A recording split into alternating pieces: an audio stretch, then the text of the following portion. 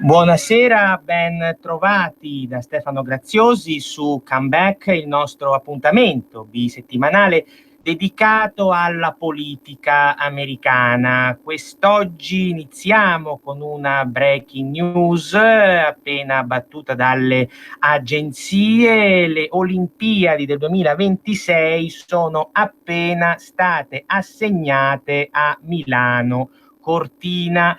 Grande notizia per il nostro paese. Cercheremo nel corso di quest'ora di trasmissione, anche se riusciamo a contattare telefonicamente il governatore della Lombardia, Attilio Fontana, per avere magari un piccolo commento su questa vittoria.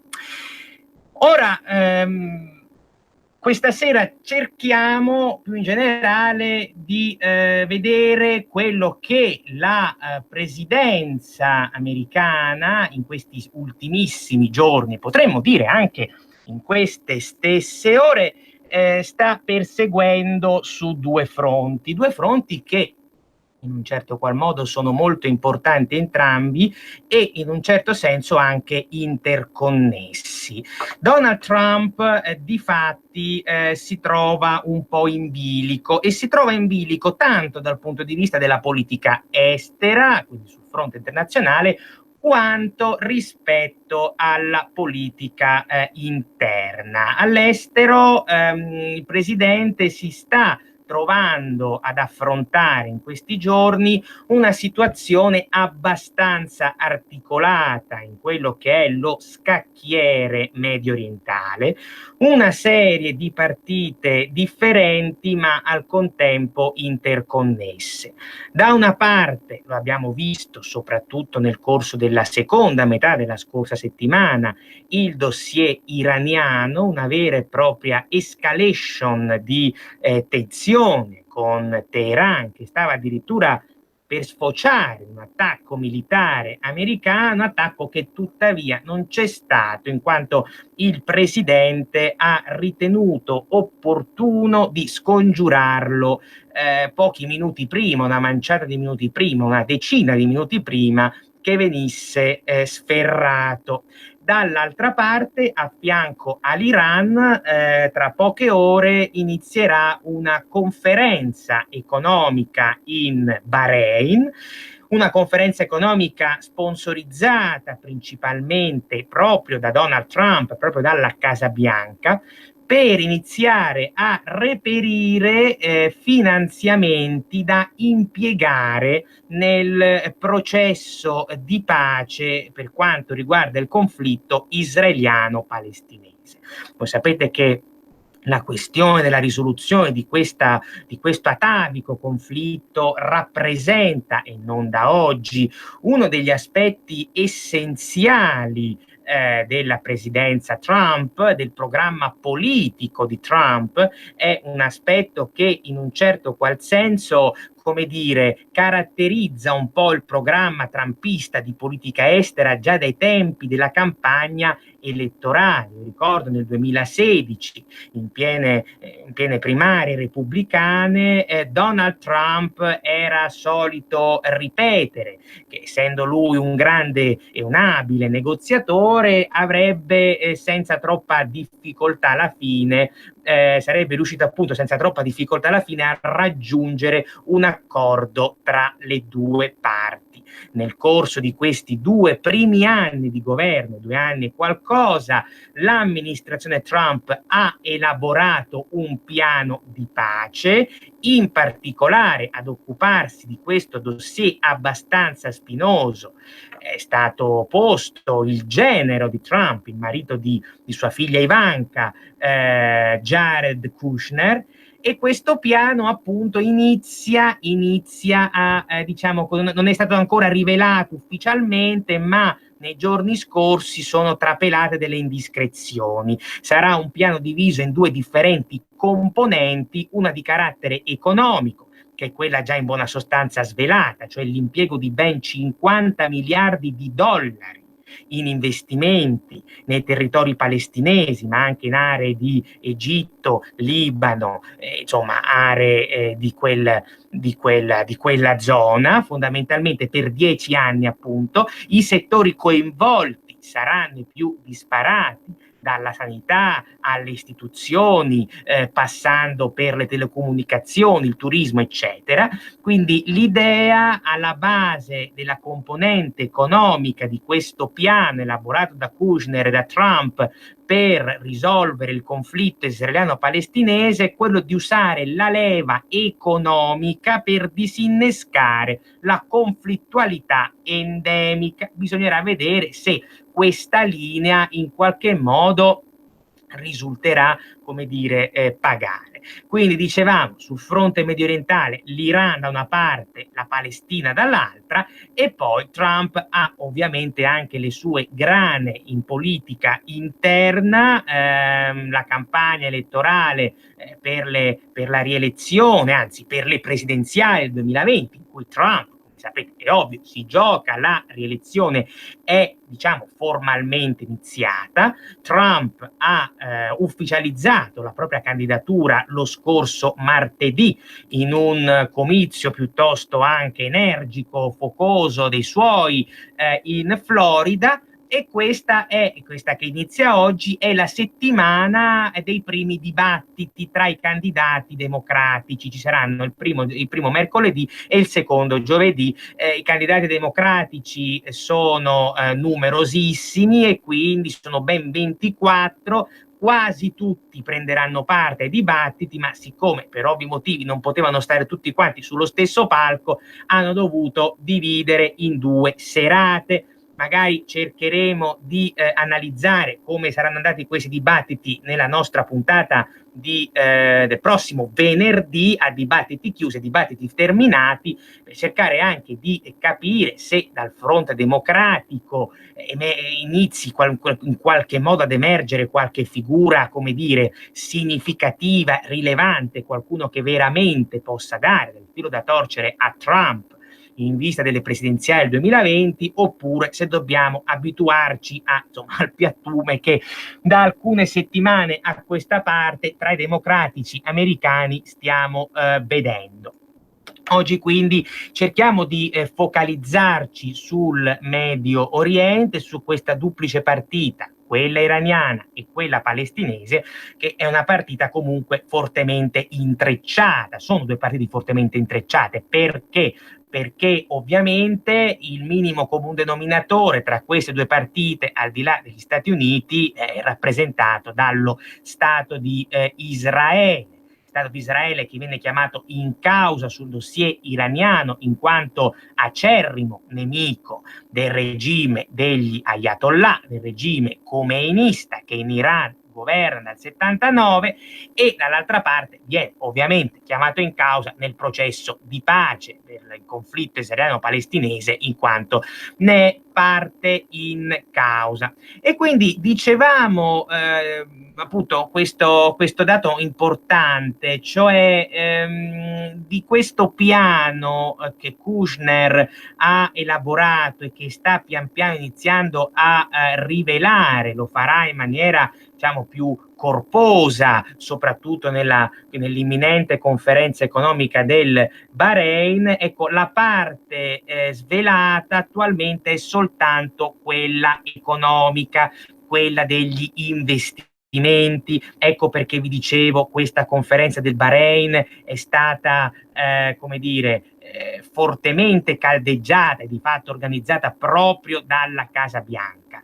Donald Trump sta cercando di reperire una parte di quei 50 miliardi di dollari di cui parlavamo prima. La sua idea sarebbe far intervenire investitori privati, sta cercando di coinvolgere anche larga parte del mondo di Wall Street, per esempio, banche d'affari, eccetera, e dall'altra parte però far intervenire anche gli stati arabi. Questa sarebbe appunto la sua ambizione. Per quanto riguarda invece la componente più squisitamente politica di questo piano, beh, qui forse bisognerà attendere. L'amministrazione Trump non è molto, come dire, propensa a ufficializzarla, quantomeno troppo presto. In realtà sembrerebbe che questa dilazione, questo ritardo, secondo i ben informati, voglia essere quasi, potremmo dire, un favore che il presidente americano vuole fare al premier israeliano Benjamin Netanyahu, che in questo momento ha diversi problemi politici all'interno di Israele. Quindi si stanno aspettando le prossime elezioni israeliane, che dovrebbero essere a settembre, quindi la Casa Bianca sembrerebbe voglia rivelare la componente politica del piano non prima appunto della fine di settembre, se non addirittura all'inizio di ottobre del 2019. Fermo restando che comunque un paio di settimane fa già il New York Times ha rivelato varie indiscrezioni anche legate alla parte politica di questo piano di Kushner, e diciamo che l'elemento più significativo, più rilevante, se vogliamo anche sotto certi aspetti più dirompente, risiederebbe nel fatto che Kushner avrebbe, come dire, abbandonato la vecchia soluzione cosiddetta a due stati, two state solution, scusate. La soluzione a due stati, cioè creare uno stato di Israele e uno stato palestinese, che è stata la soluzione che più o meno, con magari sfumature differenti, hanno sposato e cercato di attuare le amministrazioni americane precedenti, Obama, Bush e Clinton. Soprattutto Clinton, ricordiamo, fu negli anni 90 il presidente che più si è speso per cercare di arrivare ad una pace, ad una soluzione del conflitto israeliano-palestinese, ma non ci riuscì. Questo fu un grande smacco della politica estera clintoniana. E quindi il fatto di aver abbandonato la soluzione a due stati, ripeto, è un'indiscrezione al momento, ma abbastanza fondata, ha suscitato un vespaio di polemiche. In realtà su questo piano di pace le polemiche sono sorte dall'inizio, da quando Trump incaricò suo genero di elaborare il progetto. In parte le polemiche, in origine almeno, erano dovute al fatto che soprattutto i diplomatici di lungo corso, le alte sfere dell'establishment di Washington, non capivano per quale ragione Kushner, ultimo arrivato, senza grandi credenziali dal punto di vista diplomatico e geopolitico, se non per essere appunto il genero di Trump, dovesse occuparsi di una questione così spinosa, così delicata. Questo fu una delle ragioni per cui ci furono tra l'altro numerosi attriti. Ricordo all'epoca, parliamo della fine del 2017, primissimi mesi del 2018, ci furono forti attriti tra lo stesso Kushner e l'allora segretario di Stato americano, che era Rex Tillerson, che guarda caso venne silurato da Trump alla fine di marzo del 2018. In secondo luogo, poi, quello che non convince vari analisti, vari esperti, è la soluzione a uno Stato, cioè, o meglio, l'abbandono della soluzione a due Stati. Molti contestano proprio l'approccio economicistico di questo piano, dicono non basta far leva sul dato economico quando le divisioni sono di carattere molto più profondo e quindi non possono essere eliminate soltanto attraverso un cospicuo numero di investimenti, quello che potremmo definire una specie di impropriamente almeno definirlo una specie di piano Marshall per quell'area medio orientale. Da parte della Casa Bianca si replica citando il fatto, questo effettivamente poco contestabile, che comunque la soluzione a due Stati è stata provata da ben 3 presidenti prima di Trump ed è sempre fallita, e quindi è un tentativo che l'amministrazione sta facendo per risolvere questo annoso conflitto. Tra l'altro è un obiettivo che l'attuale presidente americano sente molto, e questo per una serie di ragioni. Non solo in ambito di politica interna, perché come accennavo all'inizio della trasmissione si tratta di un dossier su cui Trump si è speso, non dico moltissimo, ma abbastanza ai tempi della campagna elettorale, quando addirittura all'epoca i suoi rivali repubblicani lo accusavano, non tutti, ma una buona parte, lo accusavano di essere addirittura troppo accondiscendente verso il fronte palestinese. Quindi lui, tra l'altro, Trump intendo, su questo dossier si gioca anche molto in termini di credibilità internazionale, scusate, in credibilità personale, perché appunto, lo dicevamo prima, ha sempre detto io sono un grande negoziatore, quindi io riuscirò laddove gli altri presidenti hanno fallito. Poi però, al di là della politica interna, c'è anche un dato di politica internazionale non certo irrilevante. Un'eventuale risoluzione del conflitto israeliano-palestinese significherebbe produrre una maggiore stabilità dell'area medio orientale, che è qualcosa che non solo gli Stati Uniti cercano da molto tempo, ma soprattutto questa amministrazione.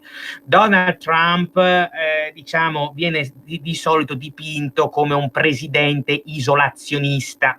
Sicuramente ha delle tendenze isolazioniste, ma non può essere definito un isolazionista puro. Trump è un presidente, in questo assomiglia un po' a Obama, è un presidente che gioca e punta molto sul disimpegno statunitense rispetto ad alcuni scacchieri, ad alcune aree geopolitiche problematiche, e la maggior parte di queste aree geopolitiche problematiche appartengono proprio al Medio Oriente.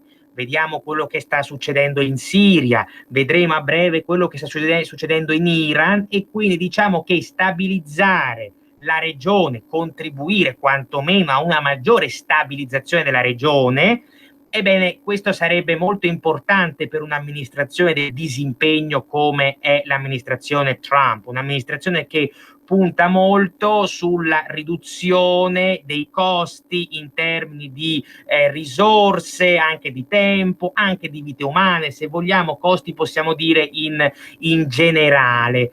E quindi diciamo appunto Trump su questo sta scommettendo moltissimo, e vedremo se riuscirà a conseguire in qualche modo un obiettivo rilevante. È ovvio che poi insomma i problemi sul tavolo ci sono e non sono neanche pochi.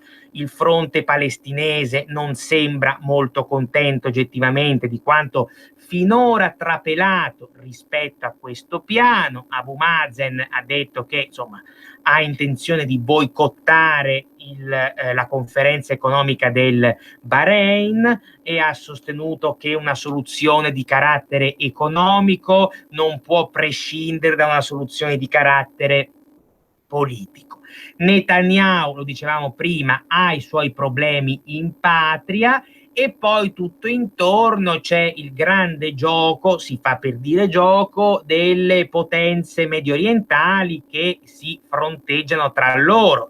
L'Arabia Saudita, che diciamo è tra gli sponsor più o meno latenti di questo piano di pace presentato a breve da Kushner, l'Iran che è il grande rivale dell'Arabia Saudita, l'Iran che tra l'altro si sta molto riavvicinando in queste settimane al fronte palestinese, quasi punto a voler ribadire, no, una sorta di linea profondamente anti-americana.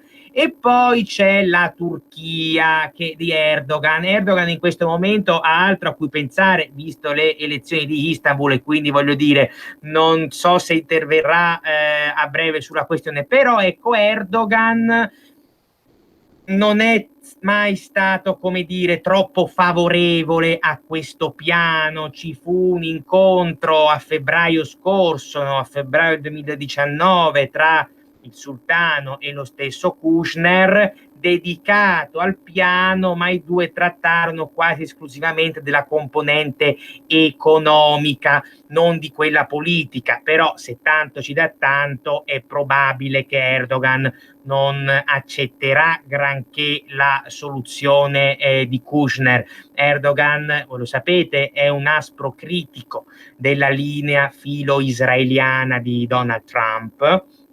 Erdogan, tra l'altro, è stato anche un durissimo critico della scelta di Trump alla fine del 2017 di riconoscere Gerusalemme capitale di Israele.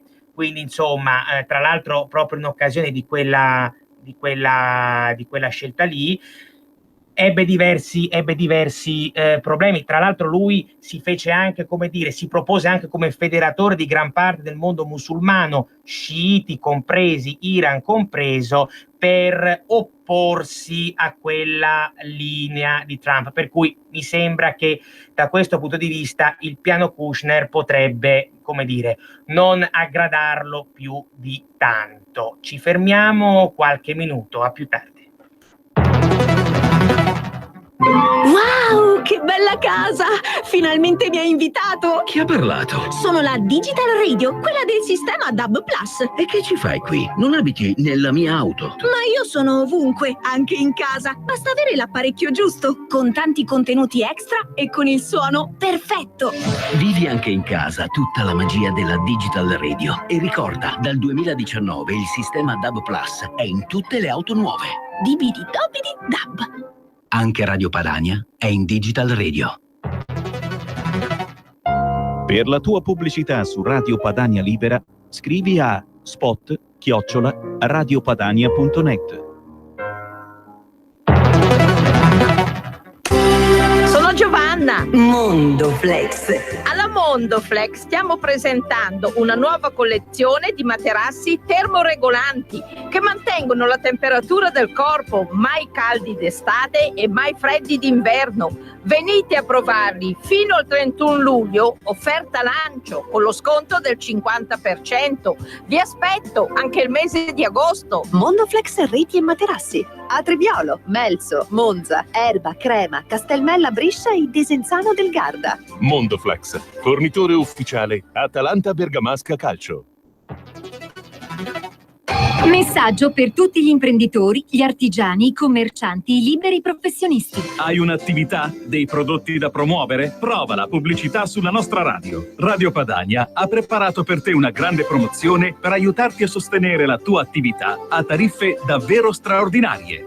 Informati, vedrai che si può fare. Mandaci una mail all'indirizzo spot@radiopadania.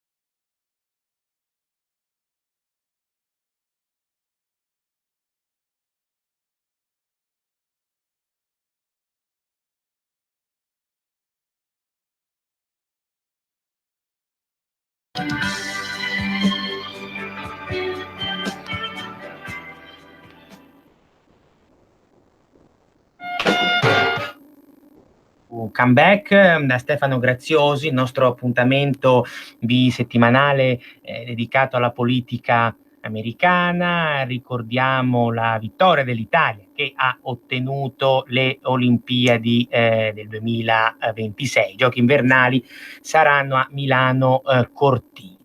Nella prima parte della trasmissione di oggi abbiamo iniziato a vedere quelli che sono, diciamo, i problemi, comunque le questioni principali che Donald Trump sta affrontando in Medio Oriente.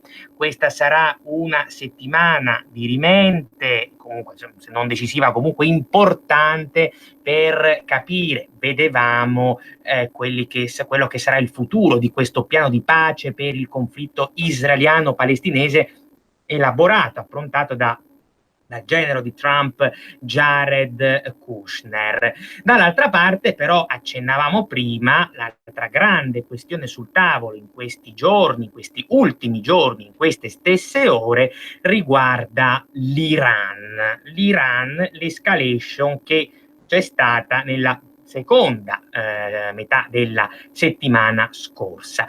Se volete intervenire, il numero da fare è 02 66 20 3529. Dicevamo, l'Iran non è un periodo facile questo nelle relazioni tra Washington e Teheran. Lo stiamo vedendo in realtà da quasi un paio di mesi. Le ultime settimane sono state abbastanza dure. Gli Stati Uniti hanno approcciato, mi dicono, c'è una telefonata? C'è una telefonata, prego. Buonasera Stefano, sono Nando da Pioltello. Buonasera. Io sono d'accordo in tutto quello che hai detto, ma vorrei aggiungere un altro elemento. Prego.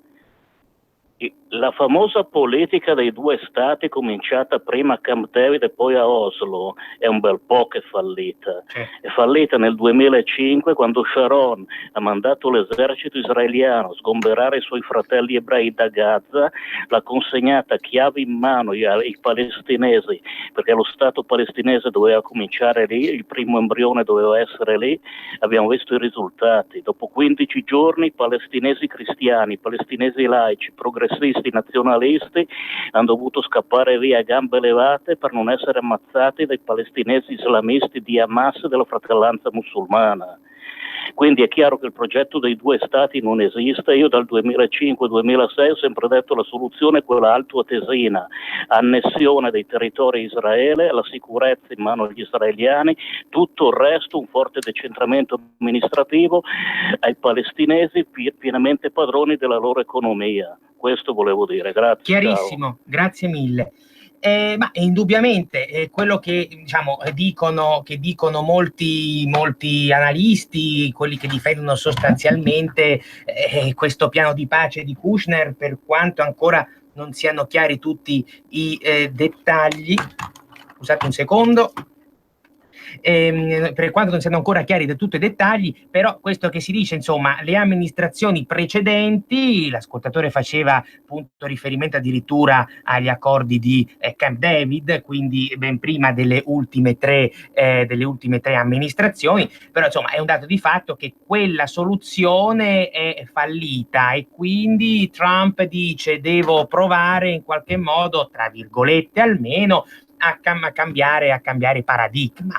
Quindi è ovvio che un simile atteggiamento, come vi dicevo prima, dell'intervallo, abbia suscitato, come dire, non voglio dire ma diciamo un po' i malumori, no, della diplomazia professionista. Però ecco, la diplomazia professionista sulla questione, ecco, fino adesso ha fallito, magari non per ragioni del tutto, come dire, non per colpe del tutto sue. Sicuramente si tratta di un processo complesso. Citavo prima, visto che si parlava anche degli accordi di Oslo, l'impegno e anche la credibilità che Bill Clinton cercò di spendere negli anni 90.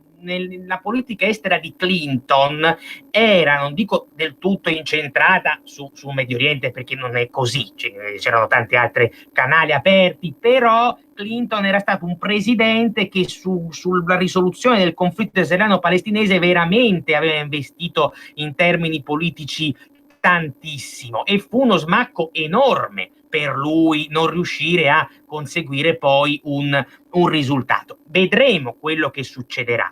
È oggettivo che rispetto a quanto è emerso da questo piano presentato da Trump, cioè che sta per essere presentato da Trump e Kushner, poi viene presentato un po' a rate, l'abbiamo detto, ci sono tanti elementi problematici, ce ne sono, ma parte di questa problematicità deriva dal fatto che si sta cercando di cambiare paradigma, visto che il paradigma precedente, diciamo, fino ad oggi fallito. Comunque, dicevamo che questo è comunque un dossier che ha delle sue correlazioni poi con l'Iran, dal momento che chiama in causa non solo Israele, banalmente, ma anche perché l'Iran sta cercando di remare contro questo piano e ha, come dire, offerto sostegno nei giorni scorsi, anche piuttosto forte, al fronte palestinese, che insomma questo piano, abbiamo detto, non è che lo voglia troppo. E quindi questo ci introduce, dicevamo prima, alle tensioni tra Stati Uniti e Iran dell'ultima settimana. Tensioni che non sono nate però all'improvviso giovedì con la storia del drone. È più di un mese che queste tensioni in qualche modo aumentano, l'escalation è sempre dietro l'angolo. Uno dei temi fondamentali sta nel fatto che Washington, dicevo, nell'ultimo mese e mezzo, ha aumentato non poco la pressione sul regime khomeinista. Ha inserito, ricorderete tempo fa, le guardie della rivoluzione iraniana nella lista delle organizzazioni terroristiche, ha schierato la portaerei Abramo Lincoln nel Golfo Persico, ha annunciato l'invio recentemente di altri 1.000 soldati statunitensi proprio in Medio Oriente in funzione principalmente anti-iraniana. Se non che in questo mese e mezzo è iniziato, e ne abbiamo anche in realtà già parlato in questa trasmissione nelle settimane precedenti, è iniziato a manifestarsi dentro l'amministrazione americana stessa, quindi dentro la Casa Bianca, una divergenza di linee tra chi invocava e invoca tutt'oggi l'approccio decisamente duro e chi invece, come Donald Trump, sembra un po' tirare, se vogliamo, il freno a mano. Dico questo perché? Perché avete visto giovedì scorso i Pasdaran iraniani hanno annunciato che avevano appunto abbattuto un drone americano. Trump convoca il consiglio di guerra, un atto bellico da parte degli Stati Uniti sembra sempre più probabile e a un certo punto si blocca tutto. Trump qualche ora dopo dà la spiegazione. L'attacco bellico era pronto, era tra virgolette in rampa di lancio, ma quando ho saputo, dice il presidente americano, che con quell'attacco sarebbero morte 130-150 persone circa, ho bloccato tutto 10 minuti prima dell'attacco, che venisse appunto sferrato. Perché? Dice, perché non ho ritenuto proporzionata quella risposta rispetto all'abbattimento di un drone. Droni, insomma, volano per conto, cioè no, per conto loro, voglio dire, non hanno personale, almeno quello non hanno personale militare, personale generale, umano al loro interno. Quindi dice sarebbe stato un atto sproporzionato. E inoltre, poche ore prima, il presidente, durante una conferenza stampa a margine con il leader canadese Trudeau, aveva anche detto di essere contrario ad una guerra, di essere contrario, cito testualmente, alle guerre infinite, come lui le definisce non da oggi, perché lui ha sempre fatto di questa opposizione a un eccessivo interventismo bellico americano, dei Bush, dei Clinton, eccetera, un suo cavallo di battaglia. Questo per dirvi che molti analisti e commentatori hanno inteso questa retromarcia improvvisa sull'attacco all'Iran come una sorta di novità inattesa, una doccia fredda, un fungo che spunta. In realtà le cose non stanno esattamente così, e per questo vi dicevo poc'anzi, ricordiamoci quello che abbiamo spesso detto in questa trasmissione, cioè su vari dossier, dall'Iran al Venezuela, cioè su dossier più problematici rispetto a cui gli Stati Uniti sono chiamati in causa anche rispetto ad un intervento militare diretto, Trump ha sempre mostrato, almeno sino ad oggi, una certa cautela, ha tirato il freno a mano. Sull'Iran è vero che Trump ha aumentato la pressione, e lo abbiamo visto nelle ultime settimane, ma rispetto a chi dentro la Casa Bianca gli chiedeva e gli chiede tuttora, penso soprattutto al consigliere John Bolton, di attuare la linea dura, cioè di intervenire a livello bellico e abbattere il regime khomeinista per sostituirlo con uno nuovo filoamericano, Trump è sempre stato molto scettico e ha sempre bloccato tutto. Questo perché? Perché Trump è un pacifista? No, ma è qualcosa che, come dire, è una linea che noi troviamo anche al di là dell'Iran già, come dire, all'inizio di questa presidenza, già nel Donald Trump quando era candidato alla nomination repubblicana. Trump ha sempre, ve lo dicevo prima, criticato la politica estera interventista di Hillary Clinton, di Bush e dello stesso Bill Clinton. Trump è un presidente che, come Barack Obama nel 2008, emerge da una fase storica di profonda crisi in cui versavano e versano ancora oggi gli Stati Uniti. E questa crisi ha una duplice origine: da una parte un problema economico enorme, la grande recessione scoppiata a partire dal 2008, dall'altra un problema politico militare altrettanto significativo, che è la guerra in Iraq, attuata da Bush con l'avallo del Congresso nell'ormai, ma neanche tanto lontano, 2003. È dal fallimento di quella guerra che la maggioranza dell'elettorato americano non vuole più sentir parlare di interventi bellici americani in giro per il mondo. E ogni volta che questi si verificano, e soprattutto si verificano con grande dispendio per gli Stati Uniti in termini tanto di energie, di finanze, ma anche e soprattutto di vite umane, ebbene ecco che la presidenza di turno diventa abbastanza impopolare.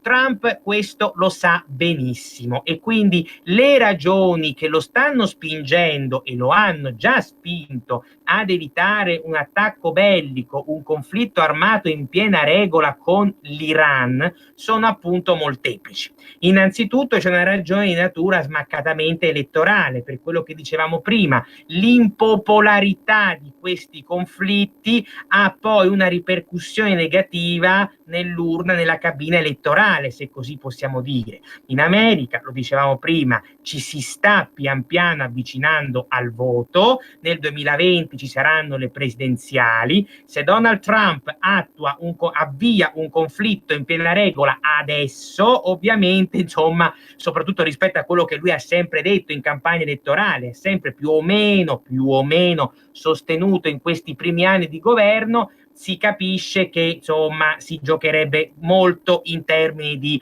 credibilità, e questo è il primo grande punto.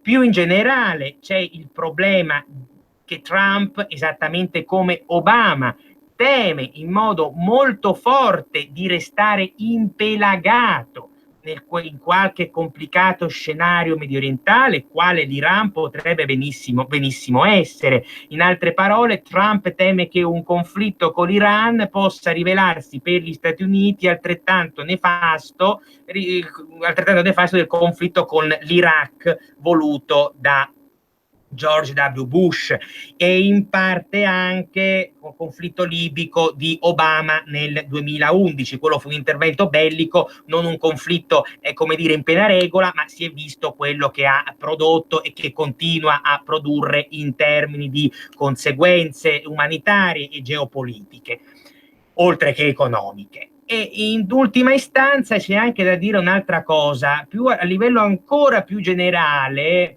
nell'ottica di Trump, un eventuale conflitto con l'Iran potrebbe avere delle ripercussioni negative anche nella partita con la Cina. Lo sapete, Trump è in piena guerra commerciale con Pechino e lui teme che entrando in un conflitto con Teheran, ecco, gli Stati Uniti verrebbero a restare impelagati nel pantano in primo luogo, e questo consentirebbe alla Cina di ridurre ulteriormente il gap che divide Pechino dagli Stati Uniti in termini geopolitici e fondamentalmente anche militari e tecnologici. Anche qui c'è un precedente, la stessa guerra in Iraq. Quando Bush si ritrovò impelagato in Iraq, diciamo la guerra cominciò nel 2003, ma poi soprattutto tra il 2004 e il 2005 in poi, la Cina di allora ne approfittò molto per rafforzarsi in termini militari, geopolitici e tecnologici, anche e soprattutto a discapito degli Stati Uniti, che impiegavano in Iraq la stragrande maggioranza delle proprie risorse. Quindi il tema è anche questo per Trump: se si vuole, lui dice, pensa, contenere l'ascesa cinese, non possiamo permetterci un conflitto in un'area mediorientale che ci imprigionerebbe lì per chissà quanti anni, come già accaduto con l'Iraq, per non parlare dell'Afghanistan, dove appunto gli Stati Uniti sono tra l'altro ancora ben presenti dall'epoca. Quindi il tema è questo. Dall'altra parte, però, dentro l'amministrazione americana e nello stesso staff presidenziale ci sono voci discordanti. Vi citavo prima il consigliere per la sicurezza nazionale John Bolton. Bolton è un notorio falco, era quello che venerdì, sabato, ma soprattutto venerdì, spingeva il presidente ad un intervento, alla fine però la sua linea è fallita. Bolton, dipendesse da lui, interverrebbe in maniera appunto militare diretta per cambiare regime. Questa è un po' una sua fissazione. Questo è qualcosa che Bolton porta avanti non solo per quanto riguarda l'Iran, ma storicamente lo sostiene anche per la Corea del Nord, lo sostiene per la Siria. Anche con la Russia non mi risulta che abbia mai invocato il cambio di regime in Russia, però voglio dire, è un falco antirusso anche insomma abbastanza rilevante. Ora, questa sorta di dicotomia che fino alla settimana prossima era presente ma rimaneva abbastanza sotto traccia, adesso sta avendo una risonanza e una manifestazione anche sotto certi aspetti a livello mediatico. Prima se ne parlava molto poco, erano più i segnali che emergevano, adesso invece sta emergendo in modo più plateale. A questo punto bisognerà capire se Bolton rimarrà al suo posto o se non verrà silurato da Trump. Bolton, ricordiamo, è il terzo consigliere per la sicurezza nazionale di questo staff, cioè Trump ha avuto già prima il generale McMaster e prima ancora, per 3 giorni solo, il generale Flynn, quello che fu costretto a dimettersi, ricorderete, appunto 3 giorni dopo l'entrata in carica per lo scandalo Russiagate, eccetera. Bolton per ora resta lì. C'è da chiedersi per quanto innanzitutto, e in secondo luogo per quale ragione Trump in caso non lo cambi. In realtà la ragione c'è, e io credo che Bolton per gli standard di Trump sia già durato troppo, ma resta lì almeno per il momento, perché comunque Trump deve, come dire, venire incontro a una serie di esigenze di politica interna che sono comunque significative. Bolton è nello staff presidenziale in quanto rappresentante di una determinata fetta importante dell'establishment di Washington, soprattutto la fetta appunto più battagliera, guerrita, bellicosa, eccetera. È una fetta che nel momento in cui Bolton venisse silurato non si sentirebbe più adeguatamente rappresentata, forse, e allora ecco Trump potrebbe avere turbolenze a livello di politica interna. Del resto in questi 2 anni e mezzo quasi abbiamo visto, insomma, questo presidente americano ha numerosi nemici interni, sia a livello di partito repubblicano ma anche a livello di establishment più in generale, dall'intelligence alle alte sfere dell'esercito, e chi più ne ha più ne metta. Addirittura un paio di giorni fa la CNN riportava delle indiscrezioni secondo cui per tutta la fine della settimana scorsa, da giovedì a domenica, il segretario di Stato Mike Pompeo abbia dovuto mediare tra Bolton e, in realtà no, ho detto una sciocchezza, tra giovedì e venerdì fino a sabato, perché poi sabato Bolton si è recato in Israele. Quindi diciamo nel momento di massima allerta e massima crisi sull'Iran per la questione del drone, quindi nelle ore a cavallo tra giovedì e venerdì, dicevo, Pompeo, secondo CNN, si sarebbe offerto come mediatore tra Trump e Bolton, perché insomma sembra proprio che tra i due, dico volassero stracci, ma ci fosse un clima un po' teso. Questo è un dato da monitorare molto, al di là poi della questione meramente iraniana in sé, perché se Bolton saltasse, questo significherebbe, al di là anche delle dinamiche di politica interna, un cambio di rotta per quanto riguarda la politica estera di Trump, perché Bolton è un membro molto influente ed è uno che insomma cerca anche molto di essere protagonista nelle scelte, anche se poi questo spesso e volentieri l'Iran Docet entra in, diciamo così, crea dei dissidi anche profondi con lo stesso presidente americano che in realtà sta cercando, dicevo, di utilizzare questa pressione sull'Iran non per cambiare regime come vuole Bolton, ma per costringere, per spingere il presidente iraniano Hassan Rouhani a sedersi al tavolo delle trattative per rinegoziare il trattato sul nucleare che aveva siglato l'amministrazione Obama nel 2015, un trattato sul nucleare che secondo Trump, ma anche secondo Israele in buona sostanza,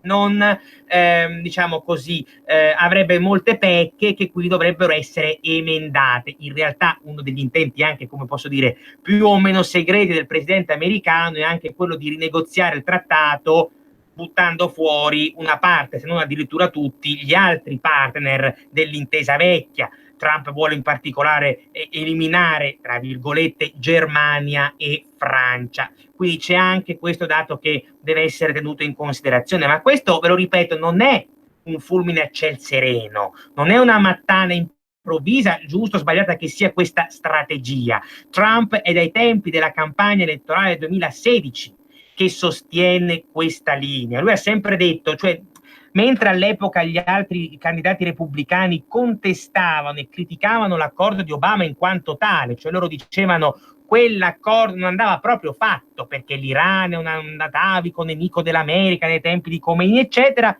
Trump all'epoca diceva no, io non sono contrario all'accordo in sé, sono contrario a come è stato negoziato, e giù critiche all'epoca ad Obama e al suo segretario di Stato, che era John Kerry, quale aveva appunto negoziato in prima persona, comunque era stato a capo delle trattative per arrivare alla stipula di quell'intesa. Quindi l'idea di Trump è sempre stata questa. Lui ha quest'idea generale, cioè quella di utilizzare la pressione economica e finanche militare senza però arrivare al conflitto aperto. Questo è un dato molto importante, o anche interventi bellici che potrebbero in qualche modo innescare un conflitto. Cioè ricordiamolo che nei media è uscita fuori la notizia che con l'atto poi sconfessato a fine settimana scorsa Trump stesse iniziando una guerra. Trump stava attuando un attacco militare, non una vera e propria guerra. Poi da lì si sarebbe potuti arrivare eventualmente a una guerra. Trump ha voluto disinnescare la possibilità, come dire, alla base, in un certo qual senso. Del resto non sarebbe stata la prima volta che gli Stati Uniti intervenissero militarmente con un attacco mirato all'Iran. L'esempio celebre fu quello del 1988, la cosiddetta operazione Mantide religiosa, approvata da Ronald Reagan, quando le forze navali dell'aviazione americana attaccarono appunto alcune unità iraniane e alcune strutture petrolifere, una delle più grandi battaglie navali dai tempi della seconda guerra mondiale. Vedremo quello che accadrà nei prossimi giorni, se riuscirà a prevalere definitivamente la linea realista di Donald Trump o quella interventista e dura di John Bolton. Sicuramente sul dossier iraniano potrebbero giocarsi anche, non esclusivamente, va da sé, le prossime elezioni presidenziali americane. Io per questa sera vi saluto Roberto alla regia, lascio la parola a Pierluigi Pellegrin dopo di me. Una buona serata da Stefano Graziosi. Come back. In the name of democracy, fight for a new world. Avete ascoltato Come Back.